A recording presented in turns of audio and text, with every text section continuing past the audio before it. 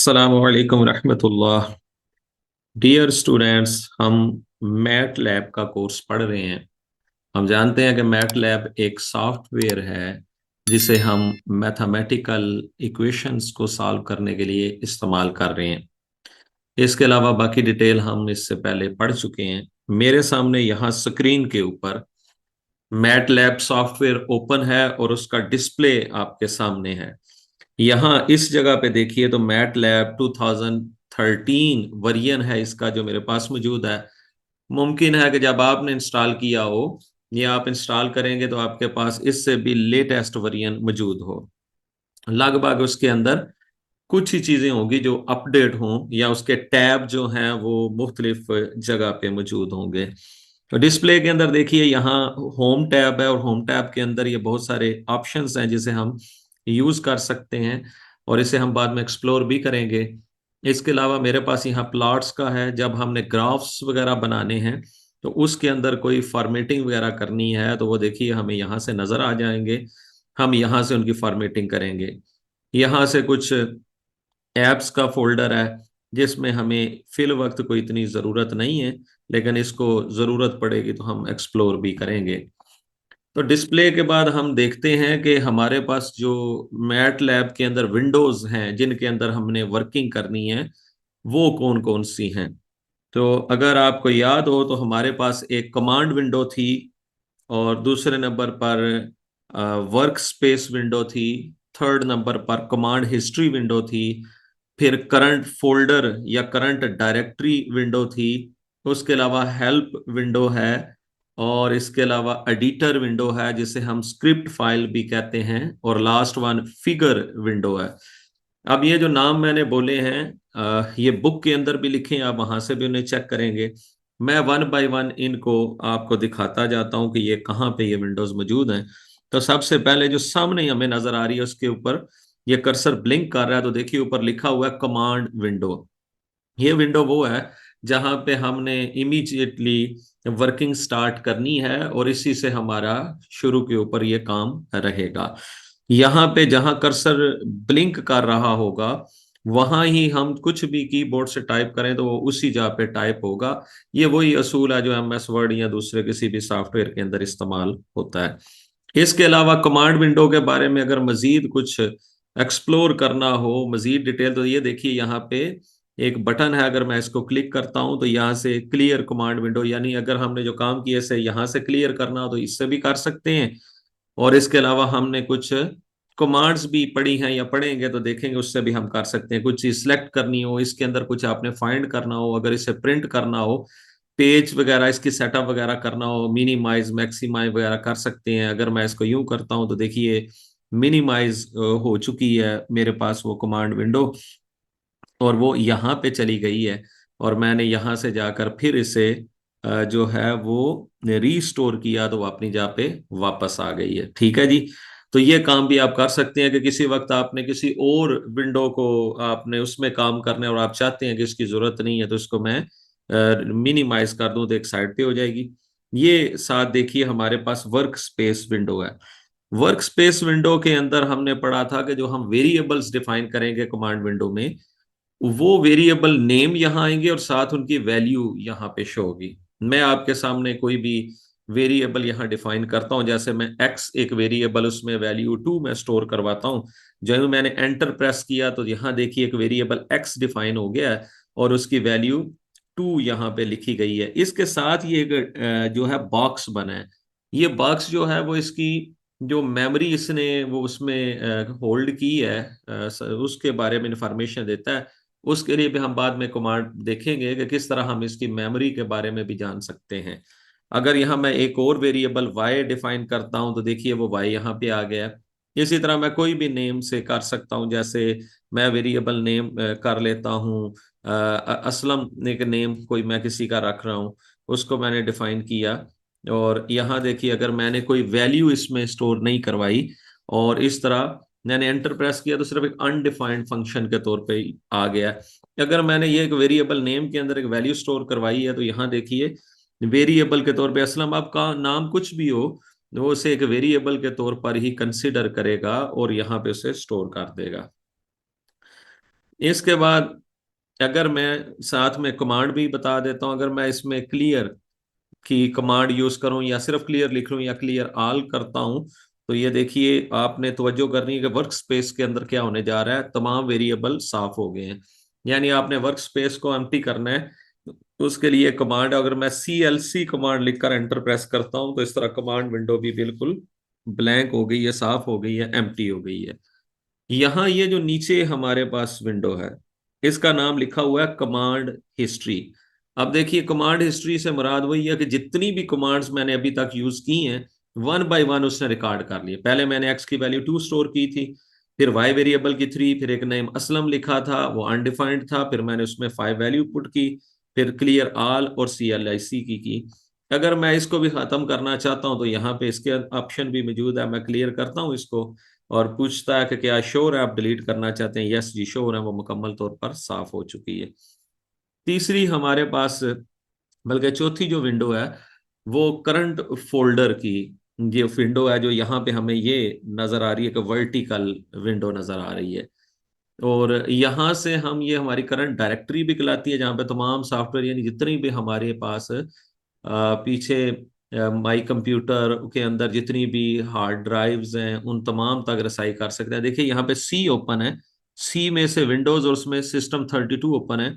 मैं अगर यहाँ से इसको चेंज करना चाहता हूँ तो मैं इसके ऊपर सिंपली क्लिक करता हूँ यहाँ पे, तो देखिए डी ड्राइव, ई ड्राइव मेरे लैपटॉप के अंदर है। तो मैं अगर डी में जाना चाहता हूँ, किसी सॉफ्टवेयर तक पहुंचना चाहता हूँ जिसमें मैंने कोई फाइल की हुई है सेव, तो ये सारी वो ड्राइव यहीं से ओपन हो गई है। मैं यहाँ से ही अपनी कोई भी फाइल जो मैंने सेव की हुई है मैं इसको ओपन कर सकता हूँ। या फाइल से मुराद वो फाइल है जो मैंने मैट लैब के रिलेटेड की है, तो यहाँ से मैं इसको चेंज कर सकता हूँ। ये करंट डायरेक्टरी का काम है। ये उस वक्त यूजेबल होगी जब हम फाइल्स को सेव करेंगे और फिर उन्हें हम ओपन करते हैं। नेक्स्ट जो है हेल्प विंडो है। हेल्प विंडो जो है हमारे पास, ये देखिए यहाँ बटन है हेल्प का। ये हर सॉफ्टवेयर के अंदर मौजूद होती है। जहां हमें कोई मुश्किल पेश आती है तो वहां से जाकर हम हेल्प विंडो से वो मदद ले लेते हैं। तो यहाँ उस हर सॉफ्टवेयर के बारे में हर तरह की हेल्प मौजूद होती है। यहाँ मैं इसको क्लिक करता हूँ, इसके ऊपर जो है इस विंडो के ऊपर जो जो ही करता हूँ तो देखिए एक हेल्प विंडो मेरे सामने खुल गई है। और इसके अंदर मैं किसी तरह से इसकी शेप को चेंज करना चाहता हूँ, यानी डिस्प्ले इसका चेंज करना चाहता हूँ, और यहाँ से कर सकता हूँ। ये मेरे पास तमाम मटेरियल है, इसमें से ये तमाम जो हैं वो लिंक मौजूद हैं। क्लिक करूंगा तो उसके ऊपर मजीद लिंक है।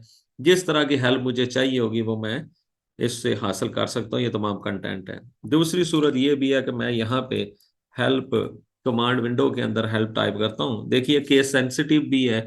मैंने एच कैपिटल जो ही टाइप किया तो एक एरर क्रिएट हुआ है और उसने पूछा डिड यू मीन के हेल्प यानी स्मॉल एच के साथ आप ये सर्च करना चाहते हैं। मैंने यस किया।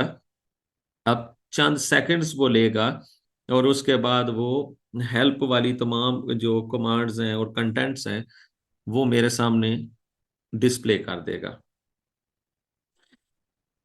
कुछ सेकंड्स हमें वेट करना पड़ेगा। हेल्प कमांड के अंदर अमूमन यूं ही होता है, ये कुछ सेकंड्स हमें वेट करवाता है। और ये देखिए हर तरह की वही हेल्प मेरे पास यहाँ पर भी शो हो रही है। तो मजीद उसमें से किसी किस्म की जो आपको हेल्प दरकार है तो आप उसके ऊपर क्लिक कीजिए। मैं से फाइल इनपुट के अंदर या आउटपुट के अंदर मुझे कुछ भी आ रहा है, मसला आ रहा है, तो ये मजीद यहाँ से ओपन हो गई है। ठीक है जी, आप इसको रीड कर सकते हैं। उसमें कोई भी किस किस्म की प्रॉब्लम है उसको मैं इस सब को क्लियर कर देता हूँ CLC के साथ विंडो को। मेरे पास जो नेक्स्ट विंडो है हेल्प के बाद वो है एडिटर विंडो। एडिटर विंडो कहाँ से आएगी, इस वक्त स्क्रीन के ऊपर तो मौजूद नहीं है। यहाँ देखिए न्यू स्क्रिप्ट के नाम से भी बटन है, या आप यहाँ न्यू के ऊपर भी जाकर यहाँ से भी स्क्रिप्ट ओपन कर सकते हैं। तो यहाँ बाहर ही पड़ा है, मैं इसी को क्लिक करता हूँ। तो क्लिक करने के बाद ये देखिए मेरे सामने एक विंडो आ गई है। कमांड विंडो नीचे चली गई, ऊपर आ गई है। इसकी जो है वो एडिटर इसके ऊपर लिखा है और साथ ही यूनाइटेड, यूनाइटेड इसका नेम लिखा है। स्क्रिप्ट फाइल और विंडो कमांड विंडो के अंदर जो एक फर्क है उसको भी हम नेक्स्ट एक चैप्टर 4 पढ़ेंगे, उसके अंदर भी एक्सप्लोर करेंगे। फर्क यही है कि कमांड विंडो के अंदर हर एक विंडो जो भी हम कमांड लिखते हैं एंटर प्रेस करने के बाद एग्जीक्यूट हो जाती है, और ये जस्ट लाइक एन एडिटर है, जिस तरह इसमें यानी इसमें एडिट भी कर सकते हैं। और उस वक्त तक ये विंडो में लिखी हुई कोई भी कमांड एग्जीक्यूट नहीं होगी जब तक हम उस खुद इसे रन नहीं करेंगे।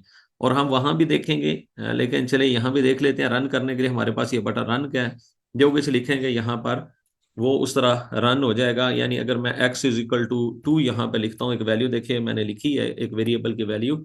और ये उससे पहले देखिए, यहाँ तो इससे पहले सेव करना पड़ेगा। सेव किए बगैर ये फाइल किसी तरह से रन नहीं होगी।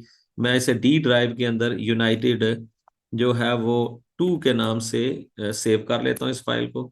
ये सेव हो चुकी है। अब अगर मैं रन का बटन दबाता हूँ, देखिए इसका नाम भी चेंज हो गया है। ये चेंज पाथ करना चाहता है, कहता है डी ड्राइव के अंदर is not found in the current folder और इन द मैटलैब पाथ के अंदर नहीं मिला। तो मैं कहता हूँ इसी पाथ के अंदर सेव कर दो। यानी अब मैंने पाथ डिफाइन कर दिया है। पाथ क्या है कि डी ड्राइव है, उसके अंदर यूनाइटेड 2 के नाम से सेव कर दो। डॉट एम लिखा है, ये आप जानते हैं ये इसकी एक्सटेंशन होती है।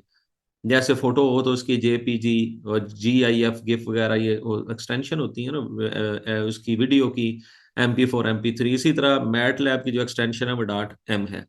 यहाँ देखिए, जब ही मैंने उसको रन किया है तो यहाँ मेरे पास यूनाइटेड 2 नेम उसने बता दिया कि ये आपकी फोल्डर फाइल का नेम है, और उसके अंदर जो कुछ भी डाटा था वो था एक वेरिएबल और उसकी वैल्यू 2 थी। उसने रन करके दे दी। ये हमारी इनपुट है, यहाँ पे उसने आउटपुट दे दी। और दूसरी तरफ देखिए वर्क स्पेस के अंदर भी वेरिएबल डिफाइन हो चुका है।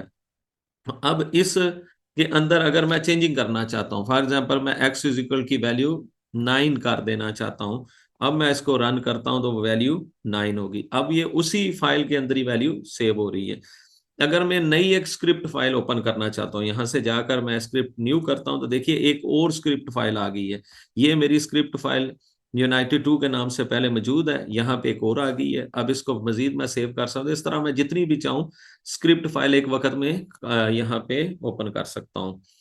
उसके बाद चलिए मैं यहाँ से क्रॉस से इसको बंद कर देता हूँ। फिल वक्त मेरा इसके साथ काम कोई नहीं है। मैं क्लियर ऑल करके इसको खत्म करता हूँ, CLIC कर देता हूँ।